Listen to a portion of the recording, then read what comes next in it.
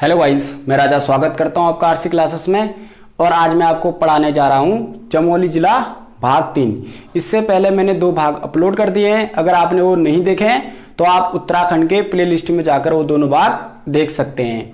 उसमें मैंने आपको चमोली जिले से संबंधित इंपॉर्टेंट पॉइंट पढ़ा दिए हैं। और आज मैं पढ़ाने जा रहा हूं आपको चमोली जिला भाग 3।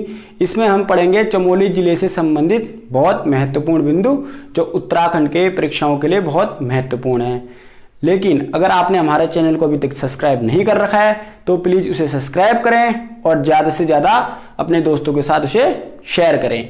तो आइए आज क्लास शुरू करते हैं। तो आज हम पढ़ेंगे चमोली जिला भाग 3 और इसमें मैं आपको पढ़ाऊंगा चमोली जिले से संबंधित बहुत महत्वपूर्ण बिंदु जो उत्तराखंड के परीक्षाओं के लिए बहुत महत्वपूर्ण है। सबसे पहले हम पढ़ेंगे फूलों की घाटी। बहुत इंपॉर्टेंट पॉइंट है। मैंने आपको नेशनल पार्क में फूलों की घाटी वैसे पढ़ा दिया है, तो इसमें मैंने कुछ पॉइंट और ऐड कर रखे हैं ताकि आपके लिए ये फ्रूटफुल हो। तो फूलों की घाटी ऋषिकेश बद्रीनाथ मार्ग पर चमोली जिले में पड़ता है। ये क्वेश्चन बहुत टाइम पूछा भी गया है कि फूलों की घाटी कहाँ है, तो उत्तराखंड के चमोली में। और इसकी खोज, ये क्वेश्चन भी पूछा गया उत्तराखंड के परीक्षाओं में। तो इसकी खोज कर रखी है फ्रैंक स्माइथ ने 1931 में। ये क्वेश्चन पूछे गए हैं। और कालिदास ने फूलों की घाटी को अलका कहा है। ये क्वेश्चन भी पूछा गया है। इसके बाद हमारा नेक्स्ट पॉइंट है 1982 में फूलों की घाटी को राष्ट्रीय उद्यान घोषित किया गया। ये क्वेश्चन भी पूछा गया है। और नेक्स्ट पॉइंट है 14 जुलाई 2005 को यूनेस्को द्वारा विश्व धरोहर सूची में फूलों की घाटी को शामिल किया। ये क्वेश्चन तो रिपीटेड क्वेश्चनों में से एक है। तो यूनेस्को द्वारा विश्व धरोहर सूची में कब शामिल, तो 14 जुलाई 2005 में। नेक्स्ट पॉइंट है फूलों की घाटी से संबंधित स्कंद पुराण में इसे नंदन कानन कहा गया है। क्वेश्चन बन सकता है कि स्कंद पुराण में फूलों की घाटी को क्या कहा गया है, तो नंदन कानन कहा गया है। नेक्स्ट पॉइंट है यह नर एवं गंध मादन पर्वतों के मध्य में स्थित है या बीच में स्थित है। तो हमारा फूलों की घाटी नर एवं गंध मादन पर्वतों के मध्य स्थित है। और ये क्वेश्चन भी पूछा गया है उत्तराखंड के एग्जाम में कि फूलों की घाटी का उपनाम क्या है, तो इसका उपनाम है आपका केदार जू। इसके जो अन्य नाम है फूलों की घाटी, मैं उसका एक अलग वीडियो बना रहा हूं जिसमें मैं आपको उत्तराखंड के शहरों और प्रमुख स्थलों के उपनाम और प्राचीन नाम पढ़ा रहा हूं, तो उसमें मैं इसके अन्य नाम को शामिल करूंगा। इसके बाद है आपका औली। तो चमोली में दूसरा एक प्रसिद्ध स्थल है आपका औली। तो चमोली जिले का पर्यटक स्थल है आपका औली। ये क्वेश्चन पूछा जा सकता है कि औली क्या है, तो औली एक पर्यटक स्थल है जो चमोली जिले में स्थित है। इसमें नेक्स्ट पॉइंट है औली स्कीइंग के लिए बहुत प्रसिद्ध है। क्वेश्चन भी पूछा था, आपको पता है कि वहां क्या होता है, बर्फ गिरती है तो वहां स्काइंग होती है, और उसी के लिए हमारा स्कीइंग के लिए आपका औली बहुत प्रसिद्ध है। नेक्स्ट है आपका गढ़वाल मंडल विकास निगम द्वारा औली में 1987 से स्कीइंग महोत्सव मनाया जा रहा है। यह क्वेश्चन पूछा जा सकता है कि औली में स्कीइंग महोत्सव कब से मनाया जा रहा है, तो 1987 से। नेक्स्ट है आपका औली परियोजना का शुभारंभ। यह क्वेश्चन इंपॉर्टेंट है, पूछा जा सकता है। तो औली परियोजना का शुभारंभ जुलाई 1983 को प्रधानमंत्री इंदिरा गांधी जी द्वारा किया गया था। नेक्स्ट है ये क्वेश्चन तो उत्तराखंड में 2-3 बार पूछा भी गया है कि अंजनी माता का मंदिर कहाँ है, तो अंजनी माता का मंदिर आपका औली चमोली में स्थित है। आंसर में उस टाइम चमोली था, हो सकता है कि नेक्स्ट टाइम में औली आ जाए, तो आंसर होगा औली। तो अंजनी माता का मंदिर स्थित है औली में। और ऐसा ही नेक्स्ट पॉइंट है आपका गुरसो बुग्याल।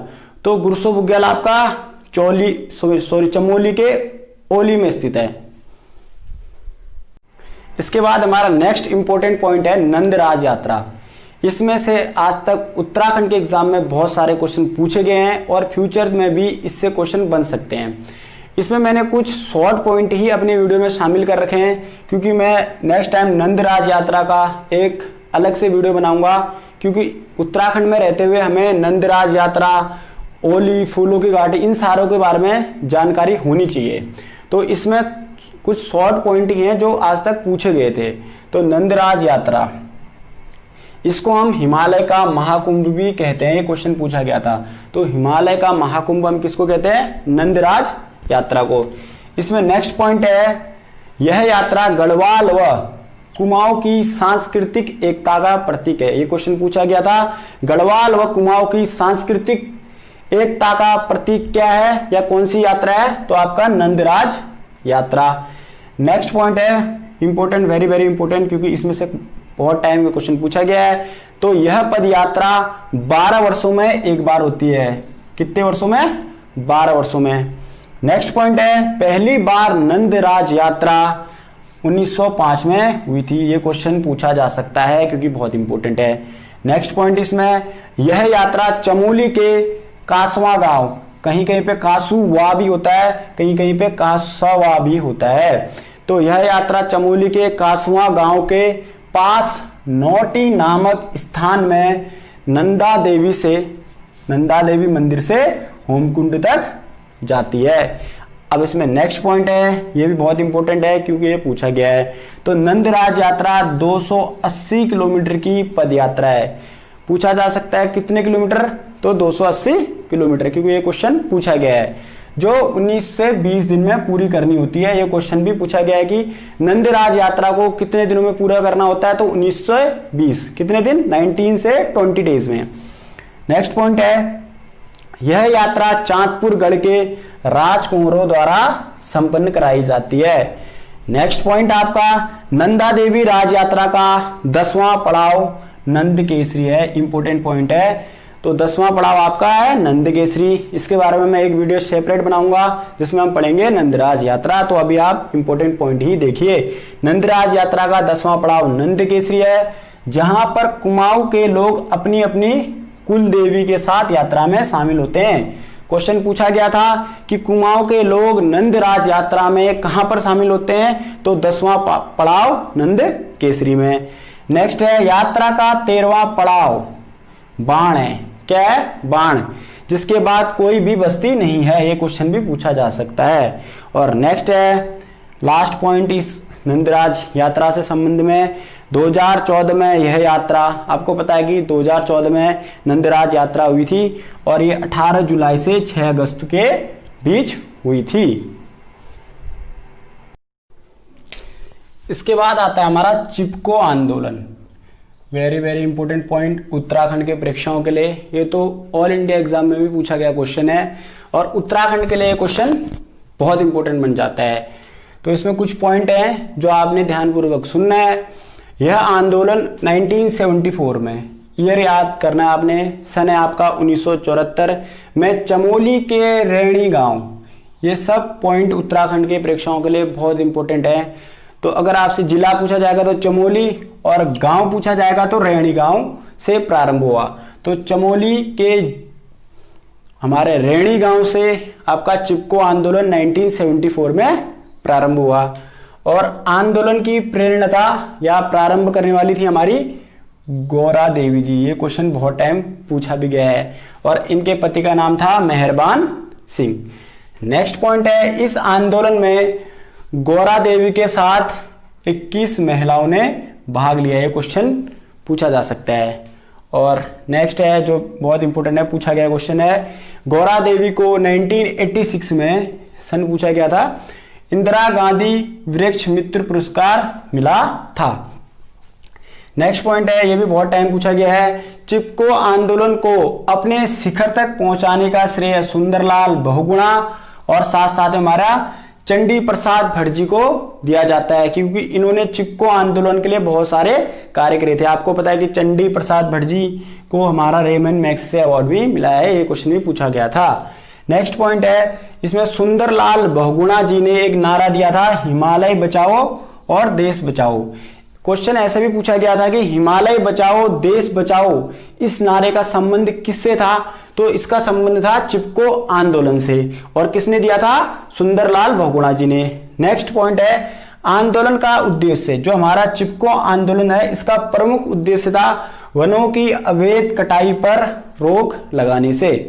नेक्स्ट है आपका इसमें पॉइंट, चिपको आंदोलन की महिलाओं ने 1977 स्टार्ट कब हुआ आपका 1974 और चिपको आंदोलन की महिलाओं ने 1977 यानी 1977 में एक नारा दिया, क्या है इस जंगल के उपकार, क्या है इस जंगल के उपकार, मिट्टी पानी और बयार, जिंदा रहने के आधार। ये भी पॉइंट बहुत इंपॉर्टेंट है। अब हमारा चमोली जिले में नेक्स्ट इंपॉर्टेंट पॉइंट है माणा गांव। मैंने उत्तराखंड की जो सीरीज चला रखी है उसमें भी मैंने आपको माणा गांव से संबंधित कुछ पॉइंट बता रखे हैं, तो इसमें कुछ इंपॉर्टेंट पॉइंट मैं आपको फिर बताने जा रहा हूं। तो माणा गांव चमोली जिले में स्थित राज्य का अंतिम गांव है। नेक्स्ट पॉइंट है पुराणों में इसका नाम मणिभद्रपुरी है, ये क्वेश्चन पूछा गया है। नेक्स्ट है सरस्वती नदी पर बना पाषाण शिला पुल या भीम पुल माणा में ही स्थित है। पूछा जा सकता है कि सरस्वती नदी पर बना पुल का नाम तो भीम पुल या पाषाण शिला पुल। नेक्स्ट पॉइंट है यहां माता मूर्ति का मंदिर है जिसे बद्रीनाथ की माता कहा जाता है। तो माता मूर्ति का मंदिर कहाँ है आपका, माणा चमोली में। नेक्स्ट है आपका घंटा कर्ण देवता मंदिर भी यहीं स्थित है, ये मैं आपको पढ़ा चुका हूं। और साथ साथ यहाँ एक केशव प्रयाग भी है जो मैंने आपको पढ़ा रखा है, जिसमें हम अलकनंदा प्लस सरस्वती नदी का संगम होता है, ये मैंने आपको पढ़ा रखा है, तब इसमें मैंने शामिल नहीं कर रखा है। लेकिन पॉइंट ये है कि ये पंच प्रयागों में एक नहीं है, ऐसे क्वेश्चन पूछ लिया जाता है उत्तराखंड की परीक्षाओं में। और अभी मैंने आपको यहाँ माणा गांव में एक मंदिर बताया था आपको, माता मूर्ति, कहीं पर इसको माता पूर्ति मंदिर भी लिखा आता है, तो आपने कंफ्यूज नहीं होना है। माता मूर्ति आए या माता पूर्ति आए दोनों एक ही नाम है और माणा गांव चमोली में स्थित है। अब हमारा नेक्स्ट पॉइंट है पंचबद्री। तो पंचबद्री भी हमारा चमोली जिले में ही स्थित है। सबसे पहले हमारा बद्रीनाथ जिसे हम विशाल बद्री भी कहते हैं। नेक्स्ट पॉइंट है आपका आदि बद्री। तो आदि बद्री हमारा चमोली जिले में ही स्थित है और एक कर्णप्रयाग के पास स्थित है। नेक्स्ट है आपका वृद्ध बद्री जो जोशीमठ में है, इसे प्रथम बद्री भी कहते हैं। पूछा जा सकता है कि प्रथम बद्री किसे कहते हैं, तो आंसर होगा आपका वृद्ध बद्री। नेक्स्ट है आपका योग ध्यान बद्री।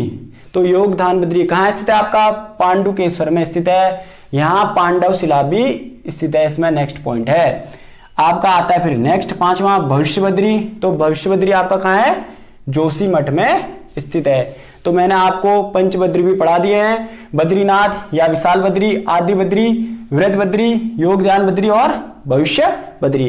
अब आपका नेक्स्ट है पंच केदार। तो पंच केदार में रुद्रनाथ और कल्पेश्वरनाथ महादेव का मंदिर तो हमारा चमोली जिले में पड़ता है। तो पंच केदार में दो प्रयाग रुद्रनाथ और कल्पेश्वरनाथ महादेव तो हमारा चमोली में, तुंगनाथ केदारनाथ और मदमहेश्वर जिसको हम मध्यमेश्वर भी कहते हैं हमारा रुद्रप्रयाग में स्थित है। तो हमारे पंच प्रयाग यहीं पे क्लियर हो गए। तो अब जो हमारे पंच केदार जो चमोली में है उनके बारे में मैं कुछ पॉइंट बताता हूं। सबसे पहला आपका रुद्रनाथ। तो रुद्रनाथ हमारा चमोली जिले में स्थित है, भगवान शिव के रौद्र मुख का यहाँ पूजन होता है, ये क्वेश्चन पूछा गया है। तो रुद्रनाथ में भगवान शिव के रौद्र मुख का पूजन होता है। पितृतीर्थ नाम से भी प्रसिद्ध है हमारा रुद्रनाथ, ये क्वेश्चन भी पूछा गया है। ये क्षेत्र ब्रह्म कमल के लिए भी प्रसिद्ध है। नेक्स्ट है आपका कल्पेश्वर। तो भगवान शिव की जटा की पूजा होती है आपका कल्पेश्वर में। भगवान शिव की जटा मोलेश्वर की पूजा होती है आपका कमलेश्वर में। यह भी इंपॉर्टेंट पॉइंट है। तो दोस्तों आज की क्लास हमारी यहीं पे समाप्त होती है और इसका नेक्स्ट पार्ट बहुत जल्द हमारे चैनल में अपलोड कर दिया जाएगा।